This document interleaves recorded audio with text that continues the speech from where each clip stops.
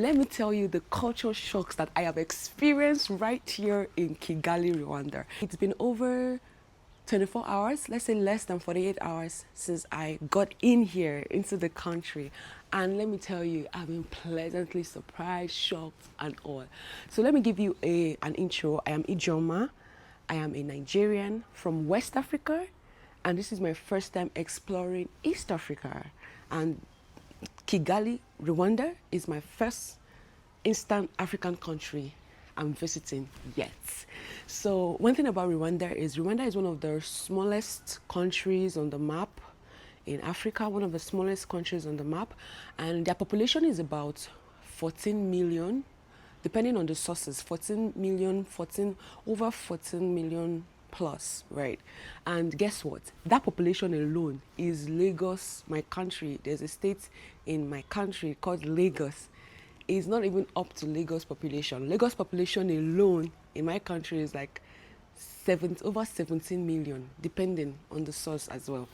Yeah, over 17 million. And Rwanda is just 14 million point 5, depending. Yeah, and I find that to be very interesting and like, Rwanda is a really small country.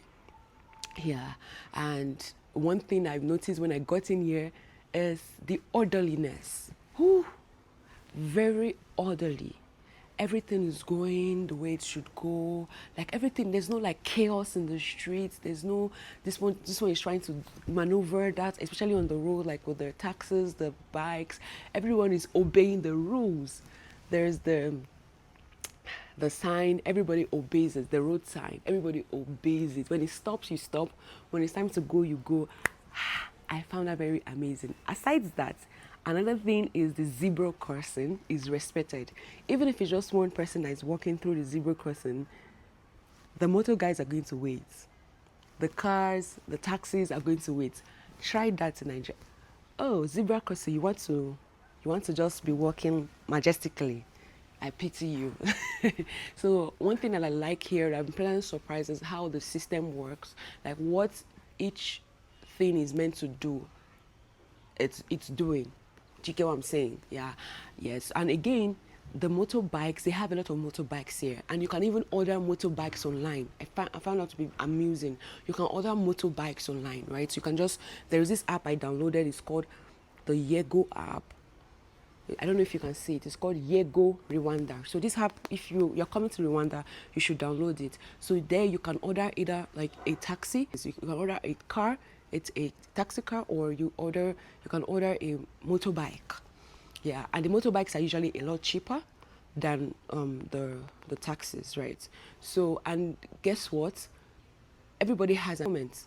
So the motor guy has a helmet for himself and then a helmet for you. Safety measures is being... Rwanda looks like a walking country. You guys, I don't even know how to explain to you. I've been so amazed, like, oh my God. Guess what? I went to there is a no car zone. It's called Imbogo City Walk. Imbogo City Walk, no car zone. So no cars are allowed there. It's like a park. What a park is supposed to look like. It's like a wellness park. You can just come in, sit, and guess what? There is free Wi-Fi. Yes, free Wi-Fi. So I even see people come, bring their laptops, they come to work, it's relaxing. There are people selling things. It's not like disorderly and on like that till 12 o'clock, 12 a.m. And people are still walking the street. I was on the street till 1 a.m. yesterday, and I have never felt so safe in an African country before until yesterday. And I'm like, what? I'm here till this time, and it still feels like, okay. The last time I ever was out by that time, and just basically mostly as a black person, as an African, was in Ukraine, because I lived and studied in Ukraine for like 6 years. Yeah. Another thing is how kind and welcoming the people are, right? How kind. Yesterday, guess what? I went to, just in that park, somebody called me, like, oh, come to my shop, come and buy like, how are you, stuff like that. I was just filming. When you're traveling solo, sometimes it could be like, I'm not going to lie to you, I had like the worst morning, because where I'm staying now, I don't really like the vibe that I'm getting from here, so I even have to leave right now. So I'm going to talk more about that. I'm going to talk more on that in my next video. Like, the space is very beautiful and all, but there's something I'm sensing here that I really don't like. So I'm going to discuss that. I'm not comfortable, so I'll be leaving this morning. So that yesterday, how my day was just going anyhow until that evening when I went to the park uh, and everything changed, right? Someone called, one of the shop attendants, the store attendants called me, and before you know it, I was right there having another meal. I was full, but I just liked the warmth. I felt better. We discussed different things. I got to know so much more about Rwanda, the policies that I put in place. Let me share one policy before I go back to the story. One of the policies is shops that sell alcohol must close for the day after 2 a.m. So before everything works 24/7. But when they notice that a lot of issues has been occurred, like people fighting, people having accidents in the mornings, a lot of issues as a result of like the drinking and alcohol, because I heard that Rwandans can drink a lot.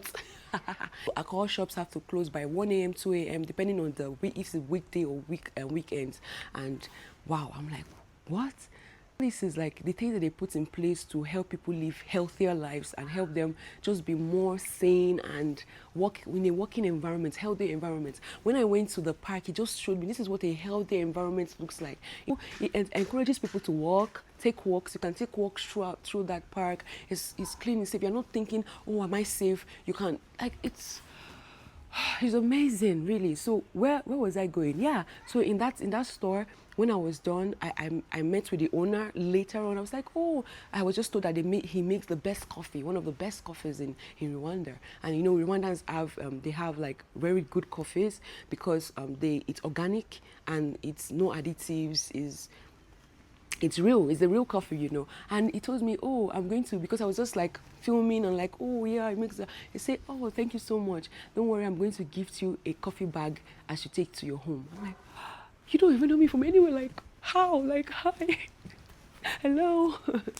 I've just been grateful for that, the kindness, because sometimes that's everything. I've traveled to African countries and I can say that Africans, we can be very welcoming, right? We can be very welcoming. I studied in Ukraine and I also got a chance to visit other European countries. And let me tell you something that I noticed that the Europeans don't really, like, everybody's on their own, right? Someone says hi to you, that's just it. But an African might want to know, hi, are you sure you're good, right? You're good. Like if they see you in a distressed situation, you sure you're good? And if they can, maybe not everybody, but most people, they'll try and see how they can maybe, oh, maybe you could do this, maybe give you some advice, do this, do that, do that, if they find that you need like some help or something, or maybe if they're in this situation to help you, they help.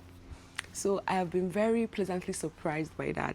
So another thing is, yeah, the way they eat here. So I noticed that they like their rice with potatoes. I've never seen that combination before, but that's why we travel, so that we can get to see how other people eat what they eat what the locals eat.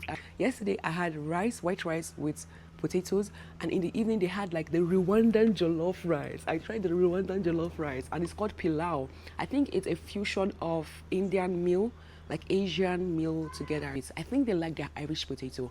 According to a Rwandan, he told me that the people, what they consider a good meal is when, especially the younger people, the older people is ugali, but the younger people is the fried potatoes and yeah, and rice. So I had that and it was lovely. Their food is quite similar because yesterday I had rice, beans and with stew, but the stew was a little watery. Their stew is more watery. So while ours in Nigeria is a lot more thicker. And it was nice. And I like, one thing that I love again is how they add, that they give you like extra pepper. So if you want to add extra pepper to your food, perfectly. And oh, I'm thankful for that, because sometimes because I come from from Nigeria, we tend to eat more spice, food that is a lot more peppery. Not everybody in Nigeria, but most people prefer. And I noticed that other countries, like especially in East Africa, they don't like their pepper like that. So their food is more, to us, tastes a little more. It's nice, but like a little more like bland. Yeah, like without not in a bad way, like, but without the like extra, you know what I'm saying? Yeah, another thing here is that I noticed that they have, like I said, orderliness is just everything. They have street names. Each street has its own names, like it's numbered. So it makes everything goes well. And again, let me say something. I'm looking in front of me and, you know, Rwanda is called the land of 1,000 hills because it's very hilly. So that's why you see some roads when you're going down like this, you're going up, Like yesterday, like we were going to a certain place and the bike man I was like, I hope he doesn't fall. I hope we don't fall on this. So we were going up, down and stuff. So because the house is hilly, so yeah, you can see like houses and you can see that they are built like this. Like you can see houses here, you can see another house there because it's hilly. It's in the land of 1,000 hills. Another thing I was pleasantly surprised by is the fact that not everybody really speaks English. And some people understand English, but just a little. According to someone I was speaking to, they said that people from 25 years to 35 years, they don't, from 25 years to 35 years, they might struggle with the English, but like the newer generations have, the newer generations can speak. They're teaching them English. They're both teaching them English and French, and that in years to come, Rwanda will become a bilingual country in the sense that they're not just speaking in their language, which is Rwanda, but they're speaking which is Amakuru. That's how are you. That's the few phrases I've read. Murakoze, thank you. Oya, Oya is no. So we say Oya in Nigeria, but Oya, Oya, Oya, Oya, Oya, let's do this. But here, Oya means no. Okay, yeah. So yeah, so people speak French, people speak English. I found it to be like pretty good because, you know, when you are able to go to places, you are able to like use these phrases with people. They speak French and they speak English, which I find to be I find it great. I wish I could speak as French as even if it's phrases. Another thing is like a lot of people come here to speak to study in the University of Rwanda. Although like the people, according to one of the Rwandese I spoke to, the people don't really see the like big deal with people coming to Rwanda to study. Like they take it for granted. But so many people come here, even from Nigeria, from different parts of the world, West Africa, they come here. I met someone yesterday from Liberia here to study in University of Rwanda. I want to believe that maybe the system is great. I'm not sure what the system looks like. I'm trying to see if I could visit like the University of Rwanda and just take a tour of the place.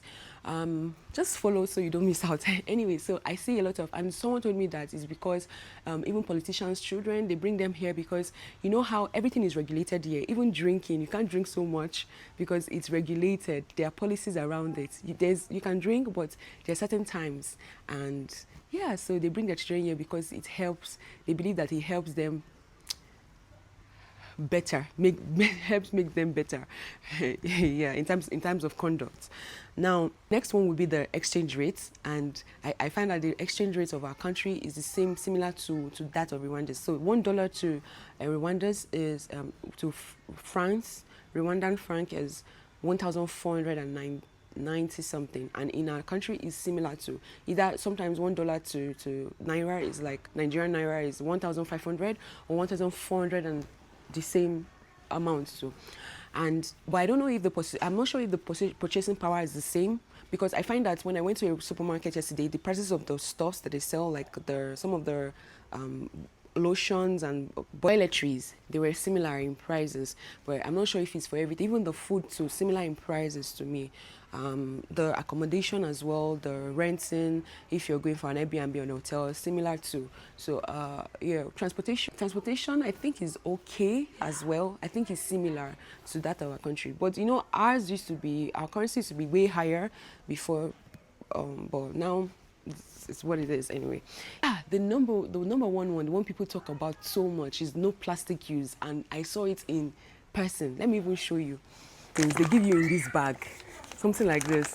That's what they give you. So instead of like plastic bag or nylon, you know, when you buy something, they give you plastic bag at the supermarket, or you go to the restaurants and you want to take food home, they give you in this.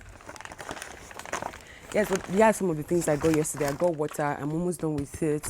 I got like snacks, and yeah, so everything, plantain chips, everything, they just put it inside here. I think this is plantain chips, I'm not sure.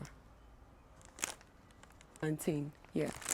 So I got it's 700 Rwandan franc, and 700 Rwandan franc is like 700 naira.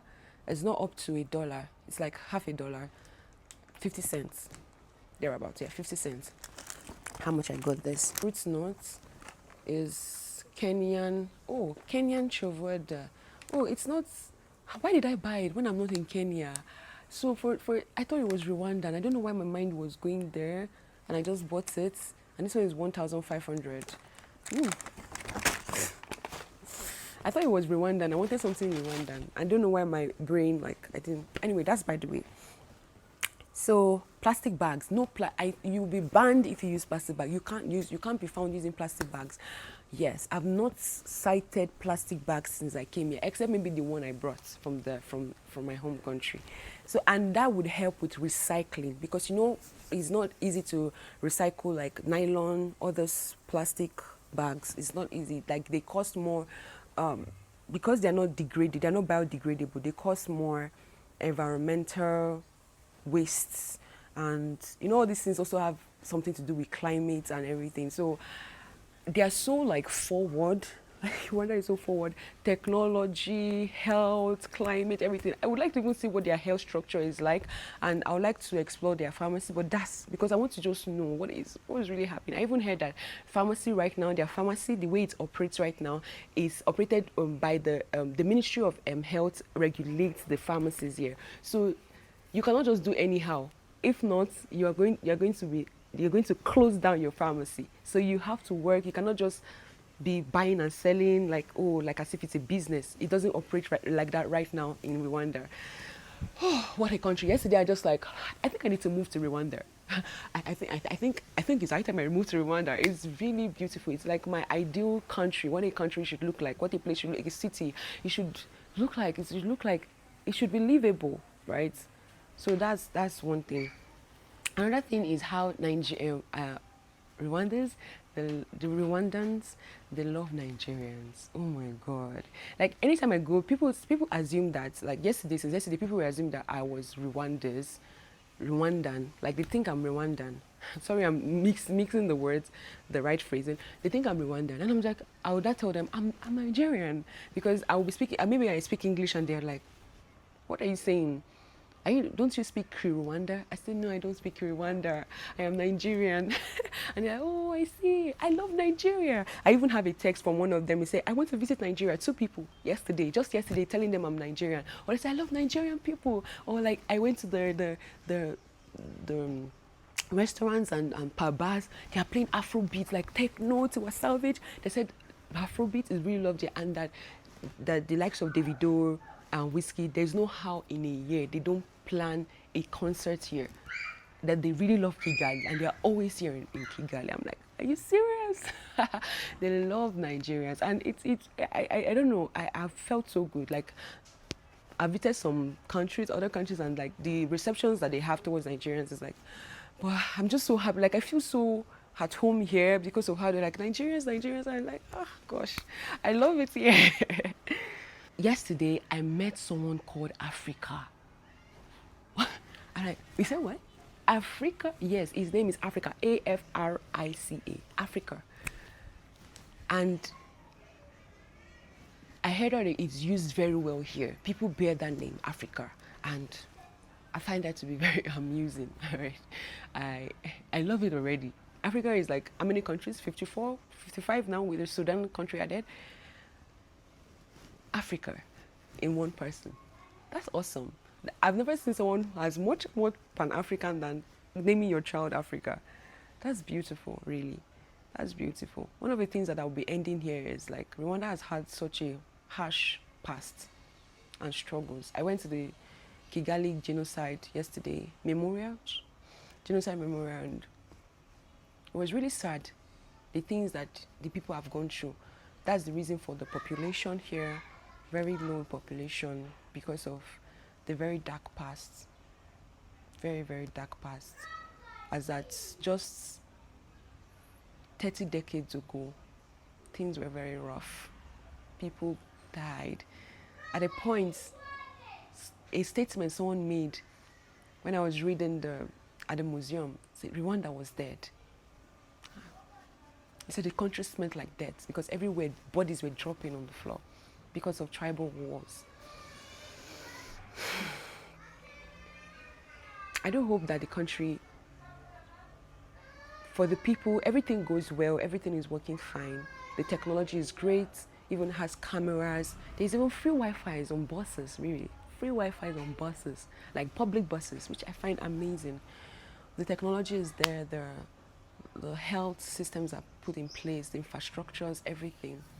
For the people who have lost their loved ones, I met this person yesterday and said, I don't have an uncle, I don't know who my uncle, father, mother, I don't know everybody. Everybody is gone. I don't even know them. I don't know what they look like.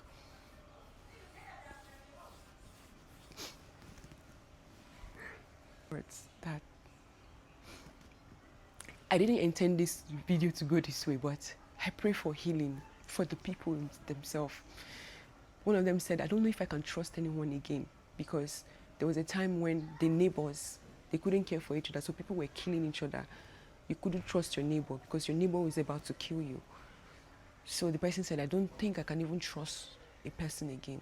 Those are the effects, psychological effects of things like that, and the traumas that come from events like this. And I pray that the country and the people itself, there is comfort and healing. Yeah, you never forget things like this. Genocide memorial for most of them is like their home, where they go to and to go visit their loved ones, but only return alone.